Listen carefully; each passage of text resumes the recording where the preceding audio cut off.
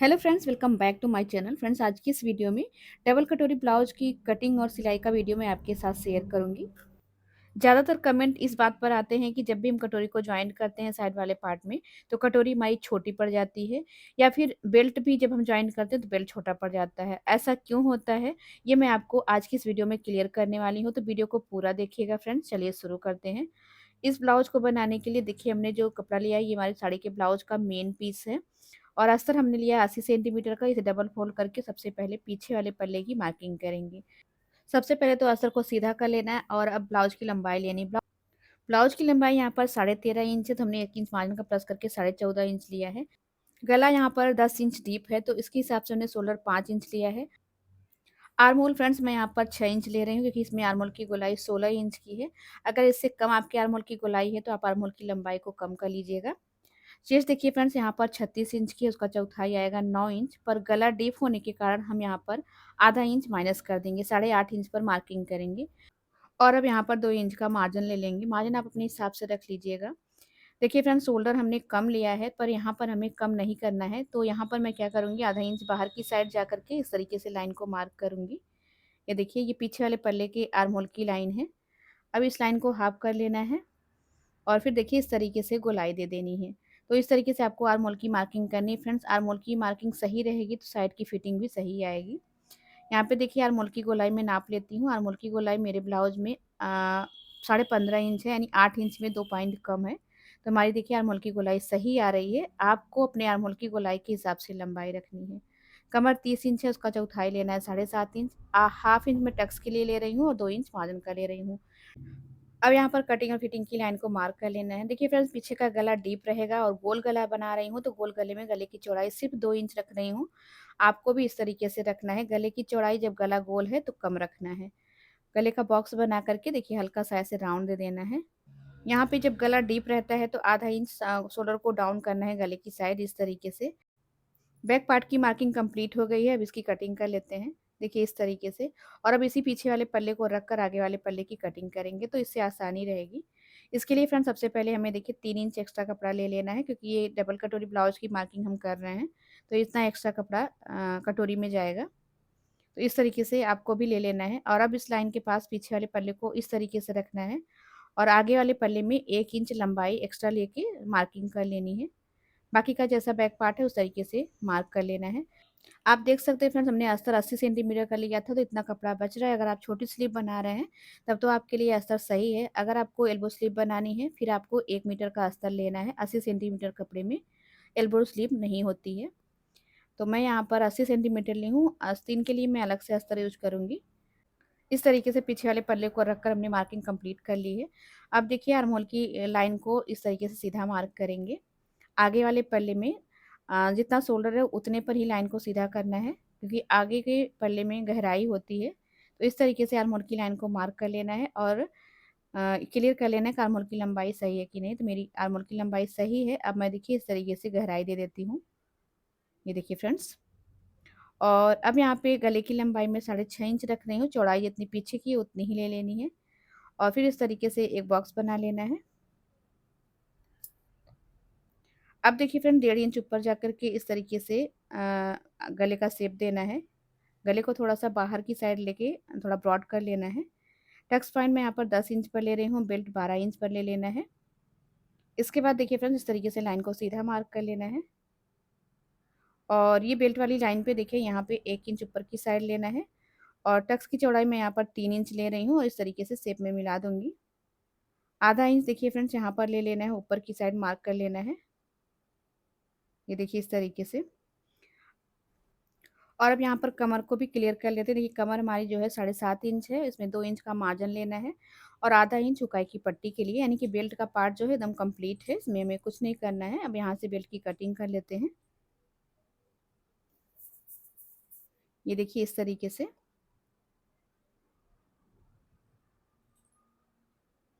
और अब देखिए फ्रेंड्स, यहाँ पे कटोरी का साइज मैं 6 इंच ले रही हूँ, क्योंकि हमारा फुल बस्ट जो है 36 साइज का है, उसे 6 से डिवाइड किया है, तो 6 इंच आया है। और आधा इंच देखिए इसमें मार्जिन का ले लेना है, जो कि साइड वाले पार्ट के लिए रहेगा। तो इस तरीके से हमने कटोरी का साइज लिया है 5.5 इंच और लाइन को सीधा मार्क कर लेना है। आर्म होल की लाइन के पास देखिए यहाँ से मैं 2.5 इंच लेना है। ये सभी साइज़ के लिए फिक्स होता है, आपको इससे ज़्यादा ले लेना है पर कम नहीं करना है। और इस तरीके से लाइन को इस यहाँ पर मिला लेना है, फिर इस तरीके से कटोरी का शेप दे देना है। अब हमें यहाँ पर डबल कटोरी का शेप देना है फ्रेंड्स। इसके लिए हम क्या करेंगे, ये वाली लाइन जो है इस लाइन पे हम लेंगे अपने फुल चेस्ट का 10वां 2 बार, यानी कि 3.6 इंच प्लस 3.6 इंच, और फिर इसके बाद 1 इंच का मार्जिन, यानी कि हमने 8 इंच और 2 पॉइंट लिया है और यहाँ पर मैं 1 इंच ले रही हूँ। इस तरीके से देखिए लाइन को यहाँ तक मार्क कर लेना है, ये देखिए, और इस लाइन को यहाँ पर मिला देना है। अब देखिए फ्रेंड्स, ये जो हमारा सेंटर वाली लाइन है ना, इस लाइन को इस तरीके से हाफ करेंगे। यहाँ पे हाफ आ गया है, तो फिर 1 इंच यहाँ से नीचे जाएंगे इस तरीके से, और फिर इस शेप को इस तरीके से मिला देना है, ये देखिए इस तरीके से। और इधर की साइड आप अपने हिसाब से रख सकते हैं, तो मैं यहाँ पर देखिए 3 इंच रख रही हूँ, और फिर स्पाइन को यहाँ पर लाकर मिला देना है बीच में, ये देखिए इस तरीके से। तो कटोरी का हमारा एक पार्ट कंप्लीट हो गया, मैं इसकी कटिंग कर लेती हूँ फ्रेंड्स।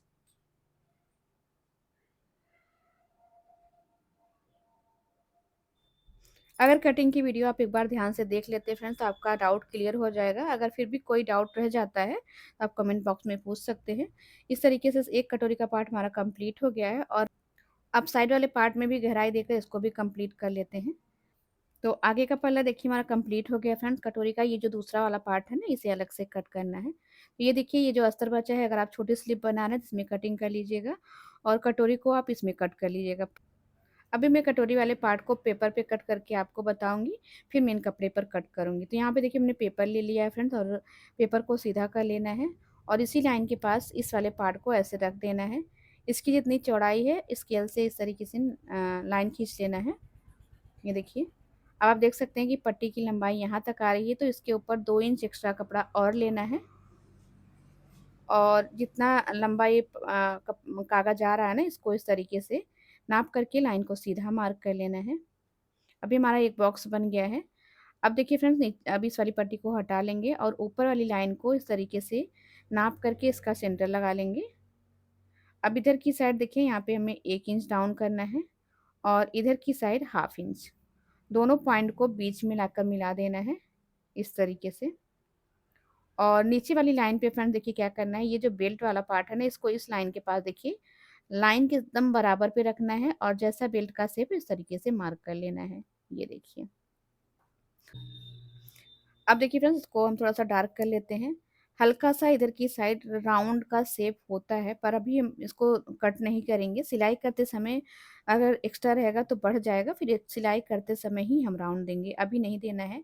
आपको भी इस तरीके से करना है फ्रेंड्स। अब देखिए इसे सेंटर से ऐसे फोल्ड कर देना है, ये देखिए। फोल्ड करने के बाद इसमें बीच में कट लगा देना है। तो अब ये हमारा पार्ट कंप्लीट हो गया है। अब देखिए कपड़े पर इसे रख के कट कर लेंगे, जैसा पेपर का पार्ट है सेम ऐसे ही कट करना, बिल्कुल भी एक्स्ट्रा नहीं लेना है, देख सकते हैं आप। तो यहाँ पे फ्रेंड्स इस तरीके से हमारा आगे का पार्ट जो है कंप्लीट हो गया है।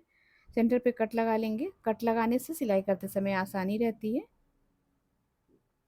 और देखिए साइड वाले पार्ट को आपको ना ऐसे पीछे वाले पल्ले पर रख कर क्लियर कर लेना है। साइड वाला पार्ट और पीछे का पल्ला बराबर से होना चाहिए। अगर आपको एक्स्ट्रा दिख रहा था, आप कट कर दीजिए इसी समय, सिलाई करते समय आपको कोई दिक्कत नहीं आएगी। आप देख सकते हैं किस तरीके से हमने आगे और पीछे का पल्ला कंप्लीट कर लिया है। आई होप कि आपका डाउट क्लियर हो गया हो। अब देखिए स्लीव की कटिंग करने के लिए फ्रेंड्स हमने अलग से अस्तर लिया है, इसको 4 फोल्ड कर लेना है, और जितना हमारी चेस्ट है फुल चेस्ट उसका चौथाई लेना है। तो इस ब्लाउज की फुल चेस्ट 36 इंच की है, तो हमने 9 इंच पर लिया है। स्लीव की लंबाई देखिए फ्रेंड्स, मैं 9.5 इंच रख रही हूँ, लेकिन इसमें मार्जिन का प्लस करके लेना है, 10.5 इंच मैंने लिया है, और इस तरीके से लाइन को मार्क कर लेना है। अब देखिए फ्रेंड्स, ये हमने एक बॉक्स ले लिया है स्लीव के लिए। अब मैं स्लीव का शेप देने के लिए डाउन का मार्क लगाऊंगी, जो कि 3.5 इंच पर मैं लगा रही हूँ फ्रेंड्स। अगर छोटी स्लीव है तो आप 3 इंच पर लगाएंगे, बहुत ज़्यादा छोटी है तो आप 2.5 इंच पर डाउन का मार्क लगाएंगे। अब देखिए आर्म होल की गोलाई का शेप देने के लिए पीछे वाले पल्ले के आर्म होल का शेप इस तरीके से नाप लेना है। तो आ रहा है 7.25 इंच, तो सीधा हमें देखिए फ्रेंड्स यहाँ पर 7.25 इंच रखना है, और ऊपर की साइड देखिए यहाँ से फोल्डेड साइड से 1.5 इंच सीधा रखना है, और फिर यहीं से बेल्ट का स्लीव का जो है शेप दे देना है। तो बहुत ही अच्छी तरीके से शेप देखिए आ जाता है। स्लीव की मोरी यहाँ पर 5 इंच की है और 2 इंच इसमें मार्जिन का रख देना है। कटिंग और फिटिंग की लाइन को मार्क कर लेना है, जैसे मैं कर रही हूँ फ्रेंड, देखिए इस तरीके से। अब मैं इसकी कटिंग कर लूँगी। अभी देखिए फ्रेंड्स, यहाँ पे आधा इंच पर ऐसे गहराई की मार्किंग करनी है। ये आगे वाले पल्ले के लिए गहराई रहती है, सामने वाले पल्ले में इसको सिलते हैं। तो अभी गहराई वाले पार्ट को कट नहीं करना है, पहले पीछे वाले पार्ट को कट कर लेना है। गहराई वाला पार्ट सिलाई करते समय कट करेंगे ताकि उल्टा ना हो सिलते समय। तैयार पे कट लगा लेंगे और सेंटर पे कट लगा लेना है। तो इस तरीके से हमारी स्लीव भी देखिए कंप्लीट हो गई फ्रेंड्स। अब अपने मेन कपड़े पर स्लीव की कटिंग पहले करेंगे। तो देखिए बॉर्डर के हिसाब से इसको फोल्ड करना है, इसके बाद स्लीव को रख के कट कर लेना है। तो आप देख सकते हैं कि हमारे मेन कपड़े पर जॉइंट आएगा। तो एकदम ईजी है कपड़े पे जॉइंट लगाना। जॉइंट लगाने के बाद अस्तर वाली स्लीव को रखकर जो भी एक्स्ट्रा रहेगा उसको कट कर देंगे। यहाँ पे देखिए इतना चौड़ा जॉइंट आने वाला है स्लीव में। यहाँ से इसको अलग कर लेते हैं। ये देखिए। तो अभी फ्रेंड्स हम यहाँ पर देखिए कपड़े को डबल फोल्ड में रखे हैं और इस तरीके से सारे पार्ट को कट कर लेते हैं। हमेशा आपको कपड़ा थोड़ा सा एक्स्ट्रा लेकर ही कट करना है। ये देखिए इस तरीके से।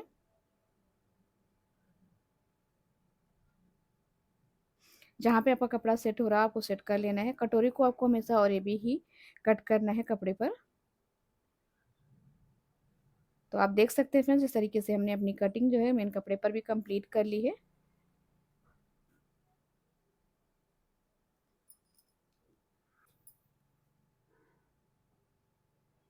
तो अगर आप ब्लाउज में पाइपिंग लगा रहे हैं या फिर डोरी लगा रहे हैं तो उसको भी इस समय कट कर लीजिए। चाहे तो या तो आप सिलाई करते समय कट कर लीजिएगा। तो देखिए आपको ना लंबी लंबी पट्टी कट करनी है। 1.5 इंच की चौड़ाई में मैं पट्टी को कट कर रही हूँ और ये पट्टी और ये भी है, यानी कि तिरछी पट्टी है ये, जहाँ पे कपड़ा स्ट्रेचेबल होता है उस टाइप की। तो यहाँ पे 3 पट्टी हमने कट करी है। अगर आप पाइपिंग लगा रहे हैं तो आपको 3 पट्टी में अपने गले को कंप्लीट कर लेना है। इस तरीके से अब मैं सारे पार्ट को ना मेन कपड़े और अस्तर को चिपका लूँगी एक दूसरे के साथ फ्रेंड्स। यहाँ पे हमने कपड़े को उल्टी साइड से रखा है, उसके ऊपर अस्तर को रख लिया है और मैं यहाँ पर फेविकोल का यूज़ कर रही हूँ फ्रेंड्स। आप चाहे तो फैब्रिक ग्लू आता है उसका यूज़ करके आप इस तरीके से चिपका लीजिएगा। सिलाई करने से पहले आपको चिपका लेना है ताकि ये जो गोंद है वो सूख जाए, या फिर आप प्रेस करके भी इसको सुखा सकते हैं। तो आपको इस तरीके से डॉट डॉट करके अस्तर पर गम को लगा लेना है, फिर कपड़े पर रखकर चिपका लेना है। कपड़े को उल्टी साइड से रखना है और 2 पार्ट है तो उसको आमने-सामने रख लेना है और फिर इस तरीके से देखिए डॉट डॉट करके गम को लगा लेना है। इसके बाद कपड़े पर रखकर इसको चिपका लेना है। तो बहुत ही ईज़ी तरीके से ये चिपक जाता है, थोड़ा जल्दी भी हो जाता है। नहीं तो आपको बड़ी बखिया से इसे बैठाना पड़ता है। अगर फिसलने वाला कपड़ा होता है तो कपड़ा फिसलता रहता है तो दिक्कत होती है। इस तरीके से कर लेंगे तो आपको आसानी रहेगी। तो यहाँ पे देखिए फ्रेंड्स, अब हम कटोरी वाले पार्ट को भी उल्टी साइड से रखेंगे और दोनों को आमने-सामने रखेंगे और यहाँ पर देखिए ऐसे डॉट डॉट करके फैब्रिक ग्लू को लगा लेंगे। इसके बाद इसी कपड़े पर चिपका देंगे। तो सारे पार्ट को इस तरीके से चिपका करके आपको प्रेस कर लेना है या फिर सूखने देना है। आधा 1 घंटे में गम सूख जाता है। अगर आप डायरेक्ट मशीन पर कपड़ा सिलेंगे तो आपकी जो मशीन की सुई है वो ख़राब हो सकती है, यानी कि उसमें गम लग जाएगा तो वो ठीक से चलेगी नहीं। तो इस तरीके से चिपका करके आपको सुखा लेना है और जो भी कपड़ा एक्स्ट्रा रहेगा उसको कट कर देना है। तो आप देख सकते हैं फ्रेंड्स, हमने सारे पार्ट को चिपका कर आपको क्लियर कर दिया किस तरीके से चिपकाना है। अब ये सारा पार्ट जो चिपक चुका है, अब इसे सूखने के लिए रख देंगे या फिर प्रेस कर लेंगे। इसके बाद एक्स्ट्रा कपड़े को कट करके देखिए मैं मशीन पर आ गई हूँ फ्रेंड्स। अब सबसे पहले मैं यहाँ पर कटोरी को जॉइंट करूँगी। कटोरी वाले पार्ट को देखिए आमने-सामने ऐसे रख लेना है दोनों पार्ट को और कट से कट को मिलाते हुए इस तरीके से कटोरी के पार्ट को जॉइंट करना है। आधा इंच के मार्जिन पर मैं सिलाई कर रही हूँ फ्रेंड्स। आपको अपने मार्जिन के हिसाब से सिलाई कर लेनी है। ये देखिए, और मैं यहाँ पर सिलाई को डबल कर लेती हूँ। आप अपने हिसाब से सिलाई को डबल या फिर सिंगल कर लीजिएगा। इस तरीके से देखिए दोनों को आमने-सामने रखना है। जितना मार्जिन एक कटोरी में उतना दूसरे वाली कटोरी के पार्ट में रखना है ताकि कम ज़्यादा ना हो। और यहाँ पर जो भी कपड़ा एक्स्ट्रा दिख रहा हो उसे कट कर देना है। ये देखिए इस तरीके से। और इधर की साइड भी देख लेना है। इधर की साइड भी अगर कम ज़्यादा है तो कट कर लेना है। अब कटोरी को साइड वाले पार्ट में जॉइंट करना है। तो देखिए जब भी आपको कटोरी जॉइंट करनी है फ्रेंड्स, आपको हमेशा कटोरी गले की साइड से ही जॉइंट करनी है और इस तरीके से देखिए आधा इंच के मार्जिन पर सिलाई करनी है। एक भी पार्ट को खींचना नहीं है, बराबर से रख के सिलना है। कटोरी का पार्ट आपका बड़ा हो रहा है तो बड़ा होगा चलेगा, लेकिन छोटा नहीं होना चाहिए फ्रेंड्स। आप देख सकते हैं कि हमारी कटोरी एकदम परफेक्ट तरीके से सिला गई है। दूसरी कटोरी भी मैं इस तरीके से जॉइंट कर लूँगी। ये देखिए फ्रेंड्स इस तरीके से, और मैं सिलाई को डबल कर लेती हूँ। अभी देखिए इसमें जो एक्स्ट्रा कपड़ा है उसे कट कर देना है। नीचे की साइड से अगर कटोरी बड़ी हो रही है तो आपको इस तरीके से कट कर देना है, तो उससे शेप और भी परफेक्ट आ जाता है। अगर बड़ी हो रही है तो, नहीं बड़ी हो रही है तो कोई दिक्कत नहीं है। अब वो टक्स लगाने के लिए क्या करना है फ्रेंड्स, बेल्ट को रख के ना आपको इस तरीके से नाप लेना है। जितना भी कपड़ा एक्स्ट्रा आ रहा है उसको आपको टक्स की सिलाई में दबा देना है, तब आपका जो बेल्ट है वो बड़ा नहीं होगा। और टक्स लगाने के लिए देखिए इसे सेंटर से फोल्ड करना है, मार्जिन को बराबर से पकड़ना है। और बेल्ट नापने के बाद हमारे पास जो एक्स्ट्रा कपड़ा आया था वो 2 इंच का आया था, तो मैं उसका हाफ करके देखिए 1 इंच पर टक्स की मार्किंग कर रही हूँ। लंबाई में 3.5 इंच रख रही हूँ टक्स की, और इस तरीके से सिलाई कर लूँगी। तो फिर बेल्ट जॉइंट करते समय आपकी कटोरी बिल्कुल भी छोटी बड़ी नहीं होगी और आपका बेल्ट भी एकदम परफेक्ट आ जाएगा। अगर आपको ये दिक्कत हो रही है तो आपको इस तरीके से करना है। ये देखिए, यहाँ पे देखिए फ्रेंड्स इस तरीके से मैंने कटोरी में टक्स लगा लिया। और बेल्ट को जब आप जॉइंट कर रहे हैं तो आपको हमेशा बेल्ट ना, ये देखिए इधर की साइड से जॉइंट करना है, क्योंकि साइड वाले पार्ट को भी आपको बिल्कुल भी एक्स्ट्रा कपड़ा कट नहीं करना है। साइड का पार्ट एकदम परफेक्ट है हमारा। जो भी कपड़ा एक्स्ट्रा कम ज़्यादा हो रहा है वो आपको कटोरी में एडजस्ट कर लेना है। तो आप देख सकते हैं कि हमारा बेल्ट एकदम परफेक्ट तरीके से आ गया है फ्रेंड्स। और अब हम क्या करेंगे, यहाँ से देखिए इसको पलट करके आप चाहे तो ऊपर से भी सिलाई लगा सकते हैं।